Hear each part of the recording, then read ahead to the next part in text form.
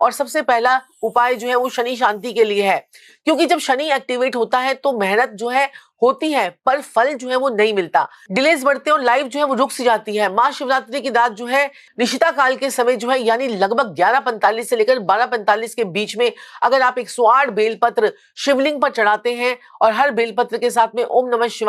शिवाय या ओम त्र्यंबकम यजामहे का जाप करते हैं तो ये शनि की कठोर एनर्जी को धीरे धीरे पिघलाने लगते हैं। और साथ ही अगर आप जो है काले तिल और दीपक जलाते हैं तो ये शनि को शांत करता है, क्योंकि बेलपत्र जो है वो त्रिदेव का, ब्रह्मा विष्णु महेश का प्रतीक है। और शिव पुराण के अनुसार जो है बेलपत्र चढ़ाने से पूर्व जन्म के कर्म जो है वो हल्के होने शुरू हो जाते हैं। अगर आप जो है मंदिर नहीं जा सकते हैं तो घर में ही शिव जी की तस्वीर के आगे सामने जो है ये बेलपत्र चढ़ा दीजिए और उसके बाद अगले दिन जाकर मंदिर में जाकर चढ़ा दीजिएगा। आपको उतना ही प्रभाव मिलता है, बस भाव जो है आपके शुद्ध होने चाहिए। चलिए बात कर लेते हैं दूसरा उपाय। राहु केतु जैसे जो है छाया ग्रह, आप कहते हैं कि छाया ग्रहों के लिए ये उपाय है जो लाइफ में जो है कंफ्यूजन, अचानक अप्स एंड डाउन्स और इल्यूजन क्रिएट करते हैं। राहु केतु की एनर्जी जो है वो सर्प शक्ति होती है और महादेव के गले में जो है वसुकी नाम का जो है नाग जो है उनके गले में है, तो इसका परिणाम है कि ग्रहों को कंट्रोल करने वाले जो है शिव ही हैं। महाशिवरात्रि की रात को अगर आप 5 मुखी या 6 मुखी रुद्राक्ष को गंगा जल और पंचामृत से शुद्ध करके ओम नमः शिवाय का जो है 108 बार जाप करके एनर्जाइज करते हैं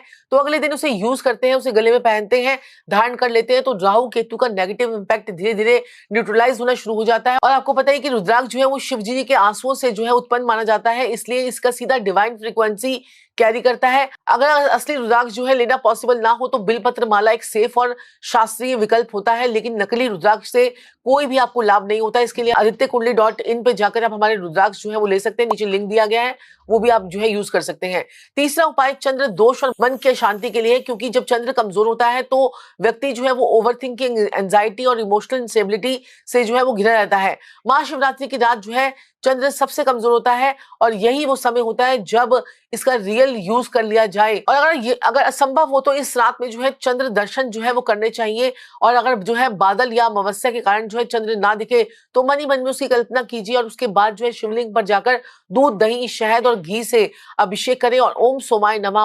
नमः का 108 बार बैठकर वहीं पर जाप कीजिए। ज्योतिष कहता है कि चंद्र शिव का जो है मानस पुत्र है, इसलिए जब आप शिव की आराधना करते हैं तो चंद्र आपके जो है अपने आप बैलेंस होता है, होना शुरू हो जाता है। अगर आप जो है पूरी रात जागरण करते हैं तो ये उपाय मन और इमोशंस पर जो है गहरा ट्रांसफॉर्मेशन जो है वो लाता है। चौथा उपाय जो है सबसे ज्यादा पावरफुल माना जाता है, क्योंकि ये पास्ट लाइफ कर्मास हीलिंग के लिए जो है होता है। जब जिंदगी में जो है वही प्रॉब्लम्स बार बार रिपीट हो रही हो, जब हेल्थ इश्यूज जो है वो क्रॉनिक बन जाते हैं और जो है आपको समझ नहीं आता कि आपको जीवन में क्या करना है, पूर्व जन्मों के चीजें कुछ एक्टिवेट हो जाती हैं और आपको जो है ग्रहण लग जाता है, तो महाशिवरात्रि की रात जो है आपको महामृत्युंजय मंत्र का जाप शुरू कर देना चाहिए। इस टाइम पीरियड पे ये आपका टर्निंग पॉइंट जो है वो बन सकता है। कम से कम 108 बार जो है, यदि संभव हो, नहीं तो 1008 बार जो है आप रुद्राक्ष की माला से जाप करेंगे महामृत्युंजय का, साथ ही साथ देसी घी का दीपक जलाएंगे, तो ये मंत्र जो है काल के बंधन को तोड़ता है और कार्मिक साइकिल को ब्रेक करता है। इसीलिए इसको मोक्ष मंत्र भी कहा जाता है।